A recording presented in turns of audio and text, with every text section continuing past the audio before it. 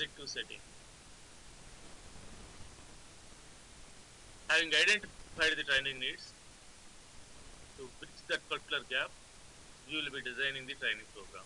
If you want to design the training program, we need to have precise objectives for the program which are guiding us for designing and developing the program. So if you have clear objectives which are informed to the participants, which are informed to the nominating managers, and if they nominate the people based on the objectives, definitely we can see the tangible benefits from the program. If there is some problem, or you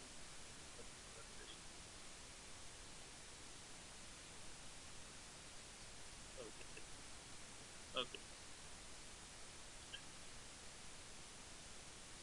All good. Thank you.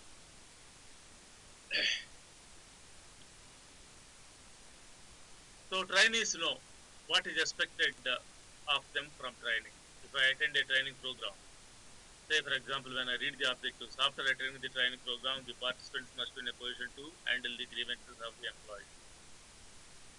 The frontline managers who don't have the capability to handle the grievances because none of the grievances were resolved by them, and the needs analysis clearly identified they don't have the capability to handle the grievances. Therefore, they thought a training program would help them in providing grievance handling capability for this frontline manager. Then what is the objective of this particular program? So after attending the training program, the participants must be in a position to handle the grievances of their employees to the extent of 70%. That was the precise objective which was established. If you don't have precisely to the extent of 70%, definitely you will be putting, after attending the training program, the participants must be in a position to resolve the grievances of their employees. That itself gives some tangible result. But what percentage and all, it is not there. But still, it is the object. And supervisors know whom they have to nominate for the program.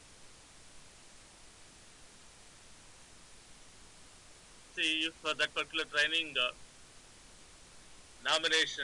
training program has come to the nominating manager, so whom I can nominate for this program? Who are my employees who don't have much capability to handle the grievances? So those fellows will be nominated for the program. And management knows what it gets from its investment.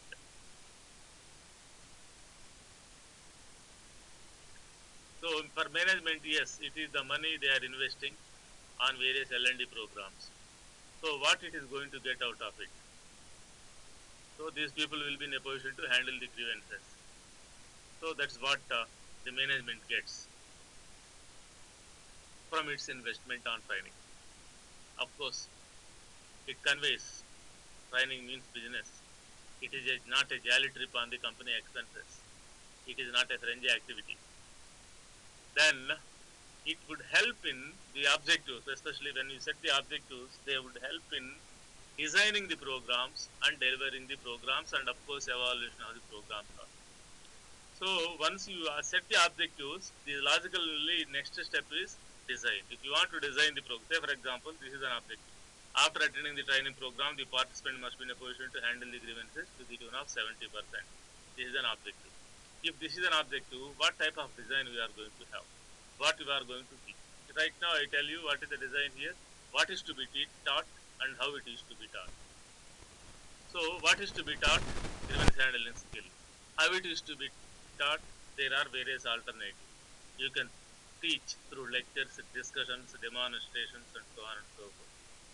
You can also teach it through case study method.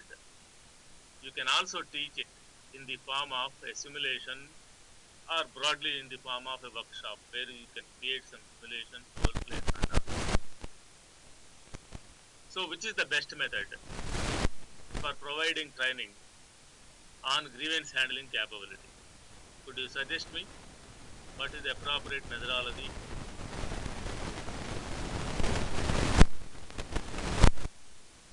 Asta says case study, simulation, Bharat. మన G size simulation, మన small size case study. Depends on the need. What again? I am Anurag. I am giving the specific situation. Those people don't have the grievance handling capability. Now it is your responsibility to impart them grievance handling capability. So there is no depending on the situation. You have to impart them. Once they go back, they must be in a position to handle the grievances. They must be in a position to redress the grievances. It depends on general HR answer, which I never expected. Kapil is writing so much design, instructional design, apply learning principles, graphics, media. What is the use of graphics and media, my dear? I don't know. So you are trying to give as many variations as possible.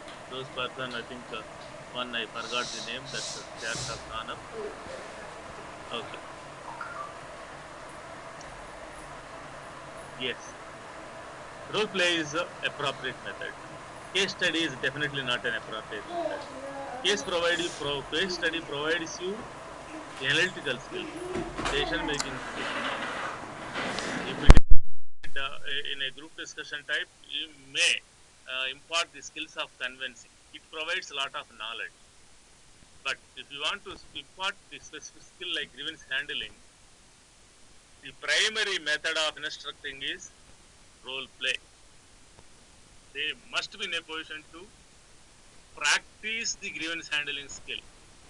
Through practice only, on the job training, it is not on the job training. Here, it is off the job training only. Somebody was asked about on the job training. So, what is the appropriate methodology you need to adopt? How many hours it requires? All those things will be decided based on the objectives what you set. Okay. Then delivery of the program. See, objectives, there is a possibility of deviation either from the participant side or the training deliverer side. But the deviations cannot go over a period of time. When you have this specific objective to achieve, so from those deviations you come back very positively because there are certain objectives which you have to meet from the training program. So that way it would control deviation while delivering the program. Yeah, there are many principles of learning which we should take into consideration. Some Kapil was saying smart people concept. Okay, then evaluation. What was the objective? Whether the objective was achieved or not. If the objective was achieved, the program is success. Ultimately, what is the purpose of evaluation? Whether the program is successful or not. If we want to see the success of the program, we have to see the objective. After attending the training program, the participant must be in a position to resolve the grievances to the tune of 70%. After attending the training program, whether the participant could resolve the grievances to the tune of 70% or not. If they could resolve the grievances to the tune of 70%, the program is success. So therefore, what you are trying to do now, you are trying to benchmark the objective with the grievances which are resolved by the participants after coming back. That way, in all pages, yes, this objective setting definitely would be helpful for program designers, program developers, or program deliverers. And somebody talking about learning principles. Yes, there are certain learning principles. Feedback, reinforcement, whole learning, part learning, master learning, spaced learning, over learning. That way, there are various principles of learning. Like if you have various methods of training and various principles of learning. So, while delivering the program, we need to follow certain principles. We want to follow certain principles while delivering the programs. Those principles will be incorporated in the designing the program itself. Say for example, feedback. Then you give the feedback. Then you take the feedback. Likewise, overlearning. What is this overlearning? Providing extra learning opportunities even after the participants have mastered the content of the book. What is the need for it? Generally, there is no need for it. Assuming participants learn for 2 days and third day they are on the work and they start implementing what they have learned. If that is the situation, providing extra learning opportunities are not required. But in certain operations, disaster management, firefighting and so on and so forth,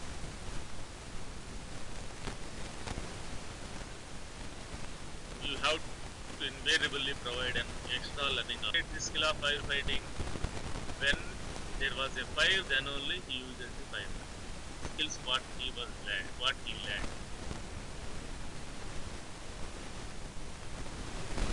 It may not happen on a routine basis, and whenever it happens, he doesn't have any time to refresh upon the firefighting skills and then go and fight with the fire. That much of time also not. So in this type of operations, extra learning opportunities should be provided. In all other things, and there is an immediate requirement of application, there is a need for extra learning opportunities. Mastered learning versus spaced learning. These are two certain principles. Yes, spaced learning is generally, ideally good. So we will be learning every day so that the retention will be more powerful. But you could see all the students read just before the examination. Many students do that just before the examination. That is mastered learning. This mastered learning also helps for immediate reproduction. So whether you have learned in a massive manner or a spaced manner, but the exam, next day exam, when you reproduce, a person who has learned in a mastered manner also can reproduce. What I am trying to say is immediate retention is there even in the mastered learning. That way it is not that much harmful. But spaced learning has a lot of retention. You will have a lot of retention.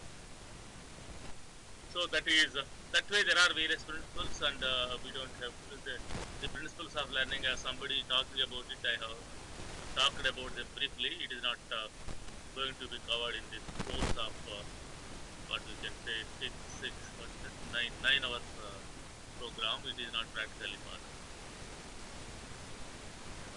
Okay. Then something is happening here. Okay. Now let us move on to types of objectives. The program objectives are broadly generally classified into two categories. One is performance objectives, another one is flexible objectives. What are performance objectives?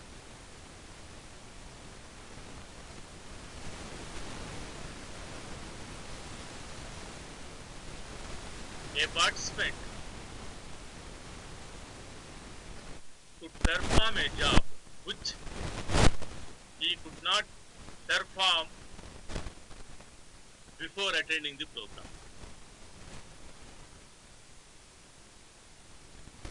He could not perform before attending the training. So they are called as performance objectives. My quality of work is always at 60%. I could not 60%. You have given me training on quality, and I could improve the quality from 50% to 80%. If you have not given me that training, I am still there at 50%. So the training program helped. So that way, after attending the training program, you will be in a position to improve the quality of your work to the tune of 80%. That is an objective.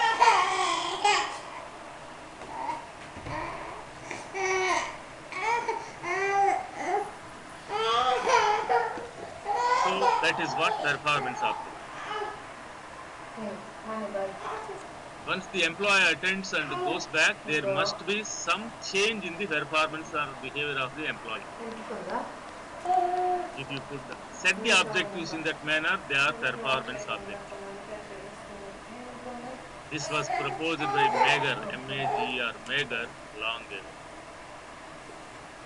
He was very much radical with respect to this performance objective. What he said was, if you could not establish performance objectives for a training program, we should not call it as a training program.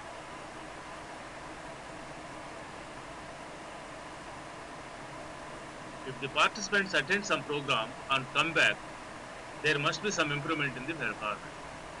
If there was no, that means if there must be performance in the change in the performance, the objectives should reflect what are the changes. After attending the training program, the tax accountants must be in a position to make the billing with zero defect within 1 hour for one billing, which they were not able to do before attending the training program. So once you have given this program, training program for the tax accountants, and they have to do the billing without error and 1 hour of billing.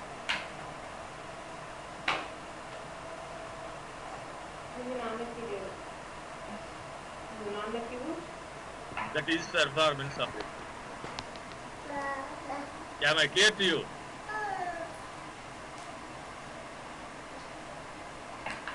Audio, video, streaming. But okay, many people put that. Okay, thank you.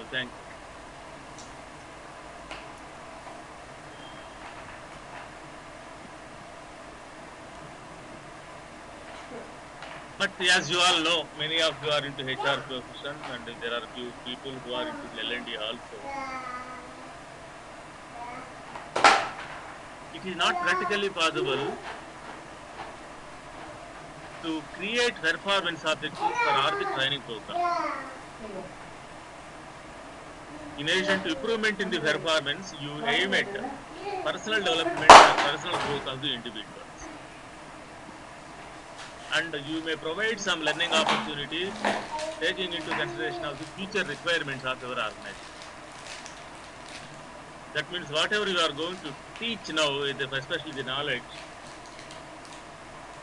that might not be relevant to the employee who goes back and applies. There is no need for applying. That is that knowledge you have given for the development of the individual. Therefore, for all the L&D program, you will not be in a position to set the performance of it. Alternatively, you can have flexible objectives. But if you are going to, if you want to see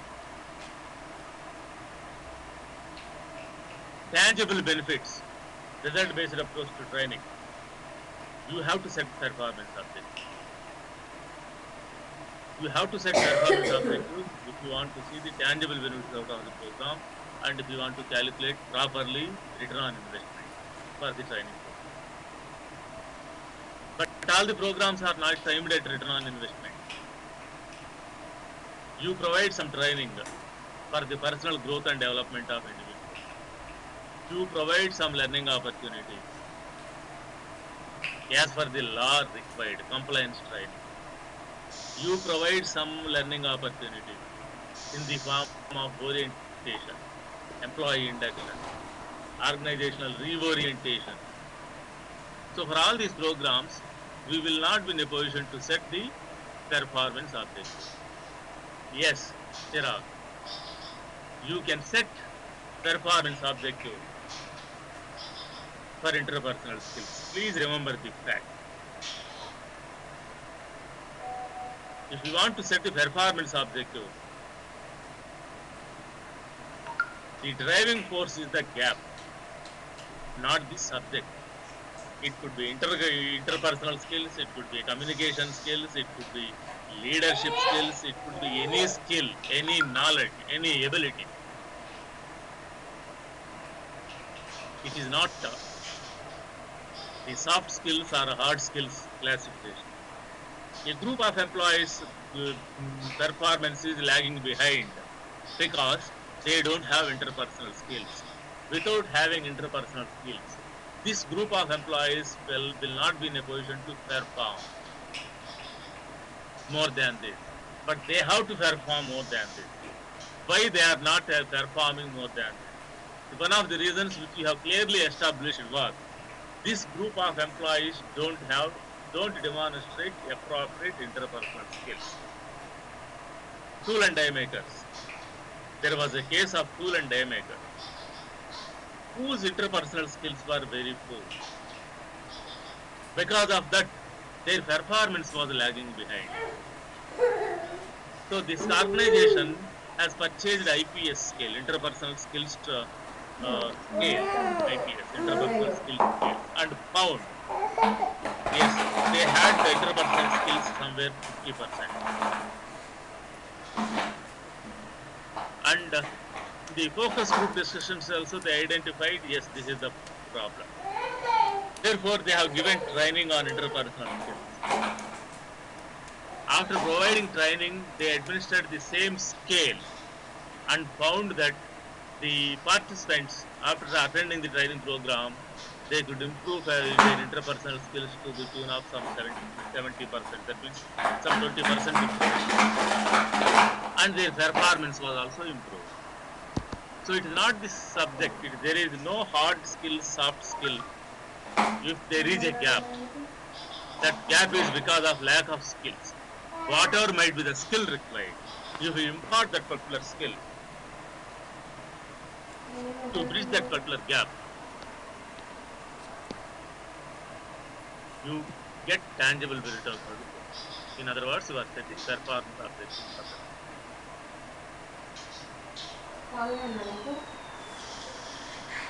So when it is not practically possible for you, see again one thing. If you want to establish, you might be many people are there into this HR and L&D are there. But if you want to set the performance objectives, you have to, from your training calendar, you have to trim more than 70% of your training program.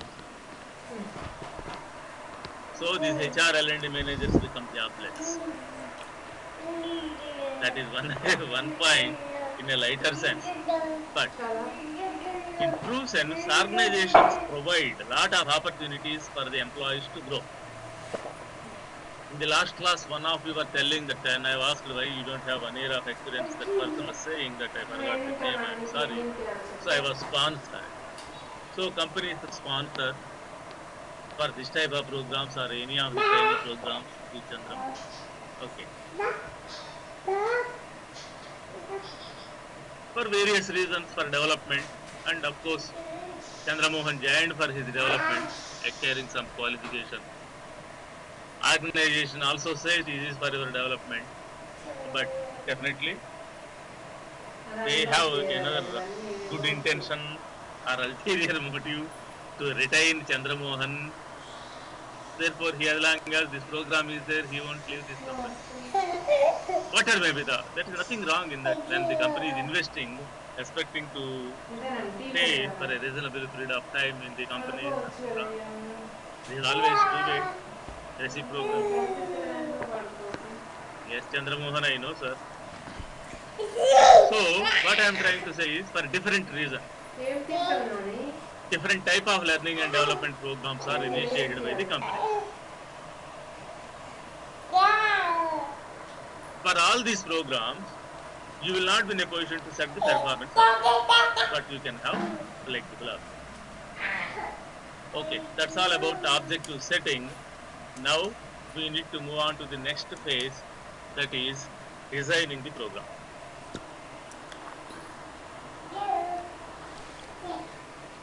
Nedler, sorry, not Nedler.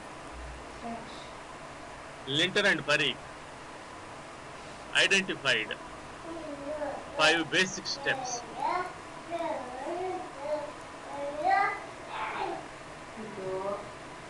in designing the program. The first one is basics. You have to decide basics. Once you decide the basics, break the objectives into constant parts. What is the knowledge part, what is the skill part, something like that. I will talk about it. You are going to do little exercise also in the class. Then decide different methodologies, appropriate method. Identify there is a program which comes for 45 hours.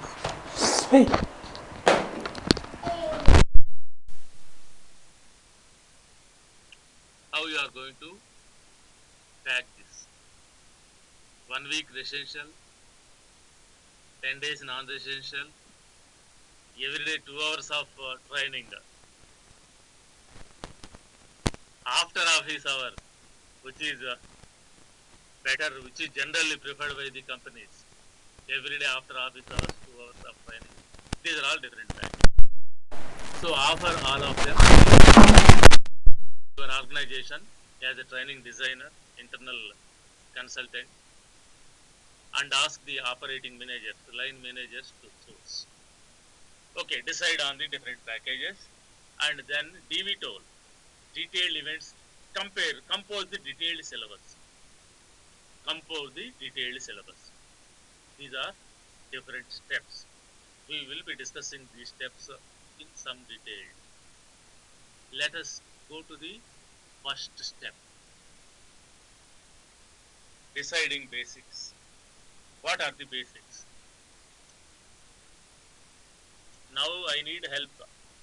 You have to pick up a training program. Instead of me giving a training program, you give me a training program, and that person must be active throughout. Leadership for whom? Surabhi for whom? Need-based program better. You give me need-based program.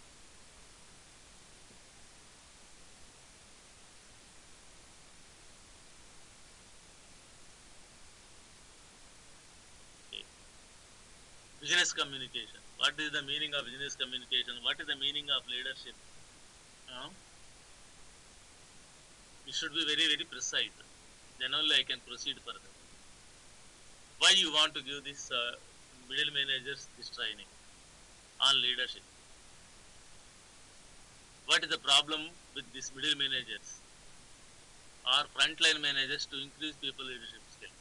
Have you identified any problems because of lack of leadership skills? The frontline managers are not able to get the things done by their subordinates. Email etiquette, business ethics, learning advanced Excel, sign language, conflict management. Which program? Now I am confused. I unnecessarily asked you. And this says female leadership.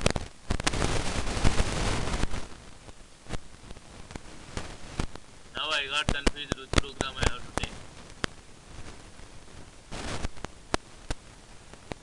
Female leadership. Why?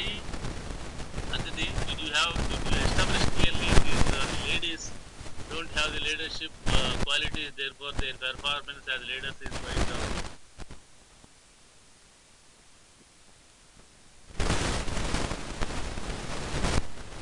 People's manager. Priya says people's manager, HR manager, wife.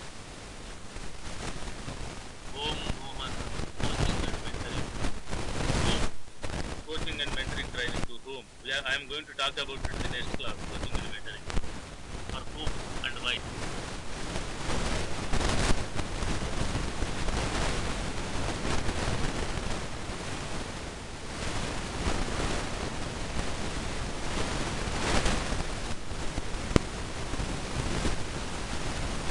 I'm really confused with your ideas. Program I will take it up now. Okay, frontline manager.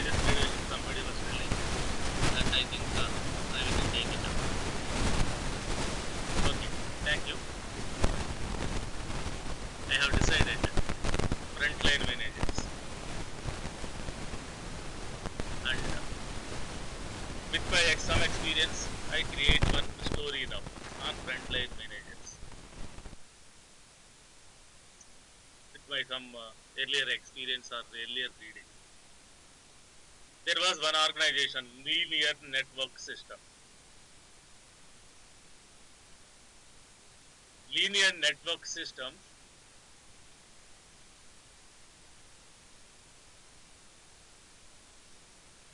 sales were going down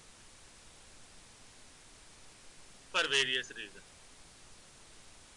One of the reasons is quality and cost of your product, their linear network systems products. If they want to reduce the cost and improve the quality, the workers have to do that. But so many workers in a manufacturing setup. But all these workers are supervised by the frontline leaders. If we provide training to the frontline leaders, frontline managers,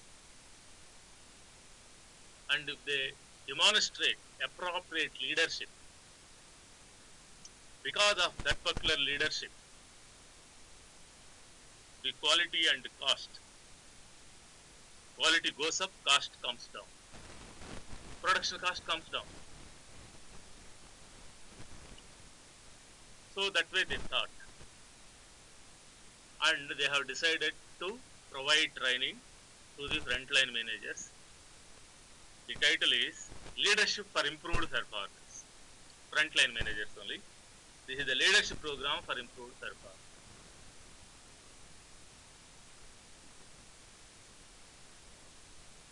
Okay. I have told you background. Now the leaders should improve the performance as leaders. That means from actual performance of improvement happens from the subordinates, the workers. But that is possible when these leaders demonstrate appropriate leadership to the workers. What is that appropriate is most important. Okay, now objectives for this program.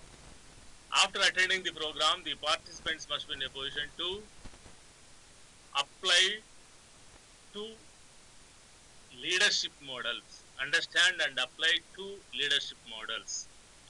After attending the training program, the participants must be in a position to understand and apply two motivational models to their employees. Leadership also to the employees. They must be in a position to reduce the absenteeism from one level to another level.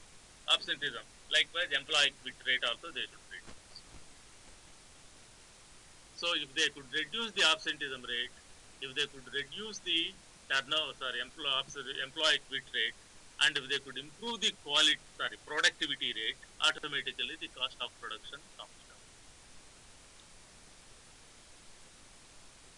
So that is what improved performance. They have to improve the performance, but they don't do directly.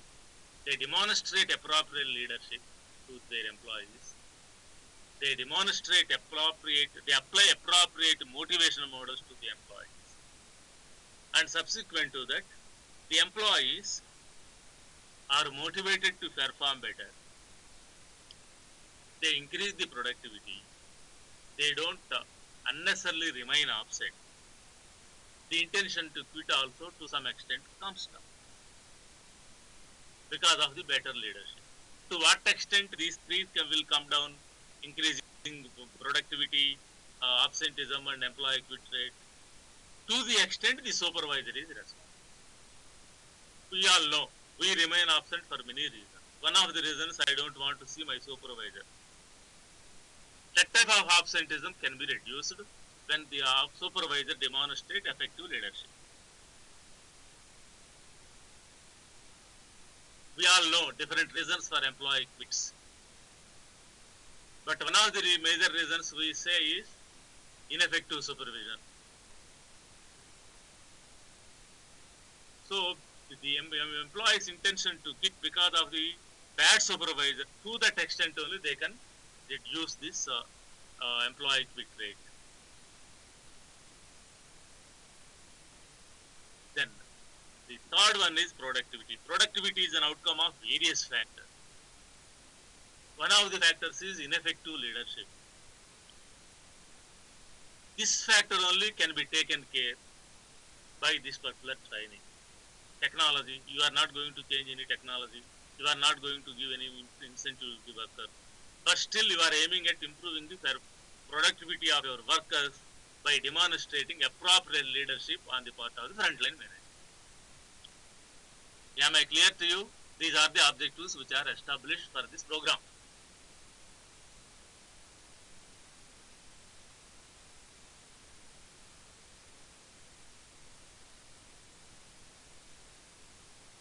Because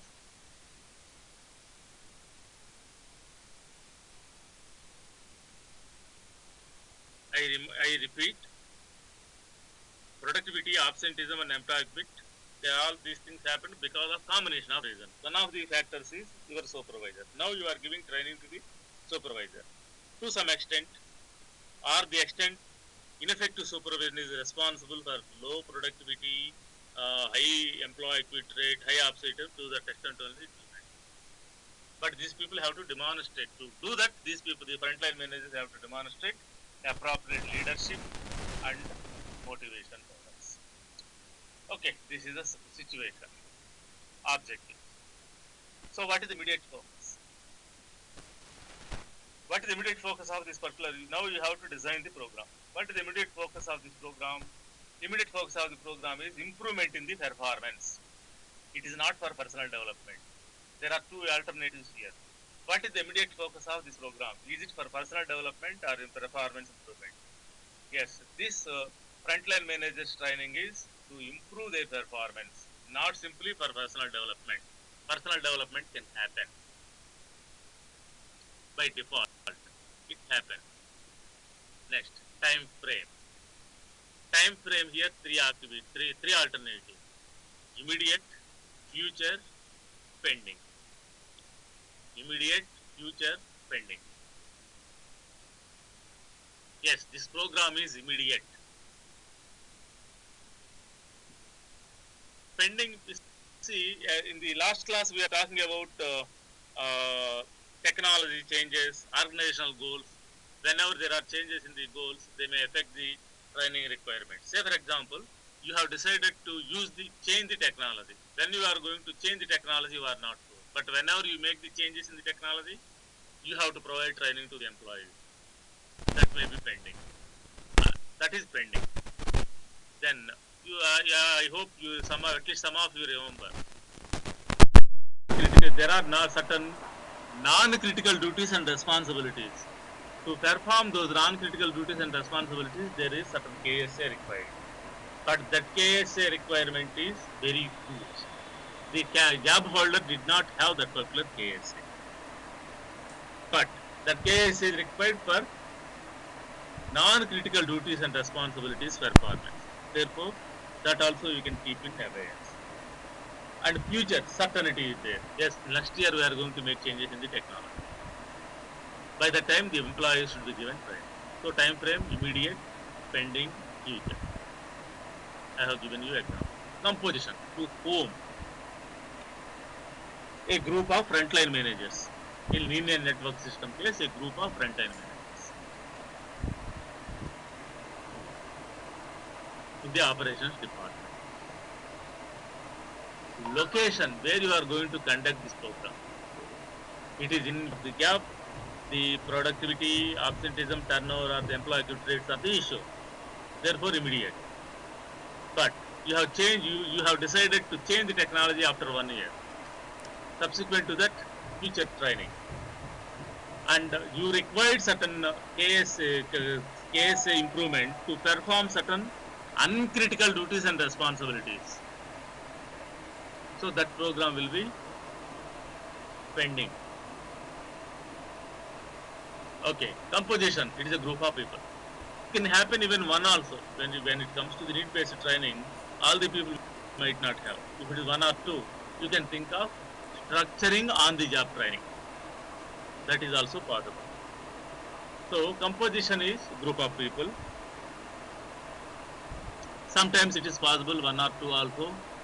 Sometimes it is possible for the entire members of the organization, because whenever you make changes in your organizational excellence models and all, you want to give orientation to all the employees, organizational reorientation programs and all.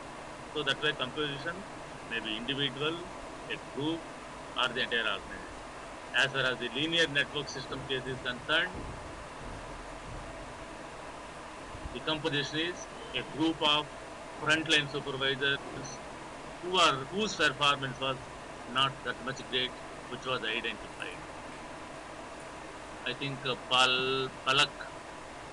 Am I clear to Palak? I don't. Okay. Yeah, frontline managers only we are talking about. Then location, where this program, either on the job or off the job. That much only I am talking about this location. Are you going to do it on the job? Is it universally applicable across all the geographies? I don't know. Rafal, what is your question? I don't know.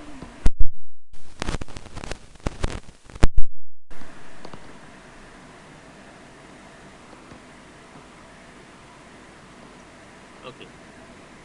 Off the job, yes, as far as the linear network system, LNS I say, as far as that particular case is concerned, it is off the job training in a formal stand-up training.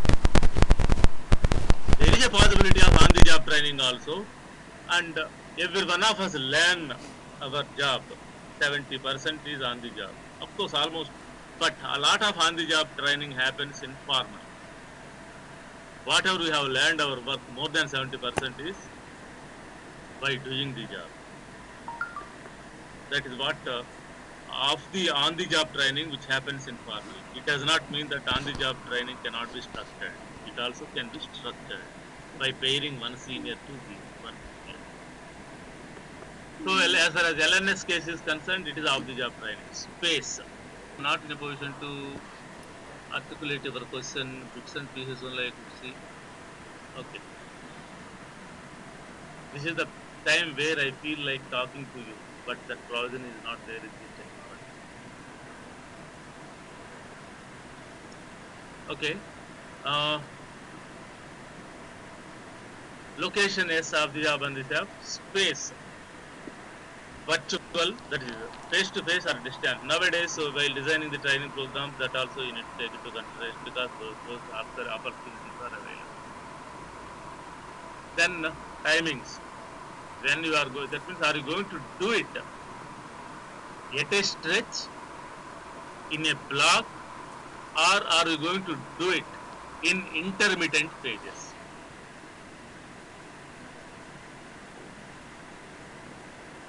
That decision also you have to take. Yes. At a stretch and intermittent phases.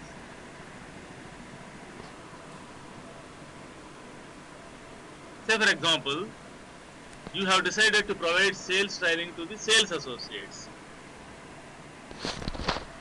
You can provide it at a time. 2 days of training you have given. Third day that fellows goes and apply this skill. There is no harm. But grievance handling case which I was referring to, if you provide training at a stretch, 2 days of grievance handling training, third day the frontline supervisor goes there, but there was no grievance from the employee for the next 10 days. On the 10th day, one employee comes with a grievance. By that time, this frontline manager would have forgotten what was taught. In this type of situations, you can think of providing training in intermittent phase. That particular grievance handling training was delivered for 1 month at the rate of half a day training program. That's what I have told you in the last class. Half a day you receive training. If an employee comes with a grievance, apply. Come back with your application experience, your issues and concerns, share, fine-tune the skill, go back and apply whenever an employee comes. That way, it was carried out for 1 month. at the rate of half a day training. So that is what intermittent phases. Then comes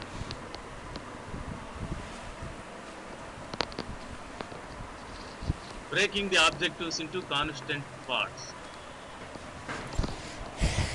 Look at this. Each and every objective you have to, what is the knowledge part, what is the skill part.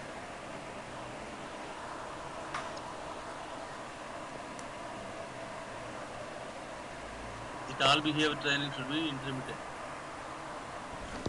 Amit, I have given you sales associate training for the sales. Sales training is a behavioral training or hard skill training. I don't want to classify them as behavioral training. Need-based training. I never said all the behavioral training you have to give in intermittent phases. Amit. When you taught a particular skill which is not routinely used immediately on the job, it might not be. Then what is the need? In that type of situations, definitely you can think of providing training in intermittent phases.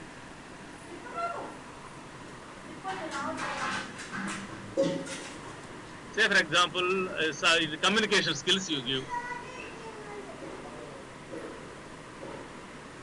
That is also soft skill. That is also behavioral skill. You have given communication skills training, and you have put the person in the front office or in the call center, whatever the thing, and he start using the communication skills, whatever he or she was taught, like the salesperson.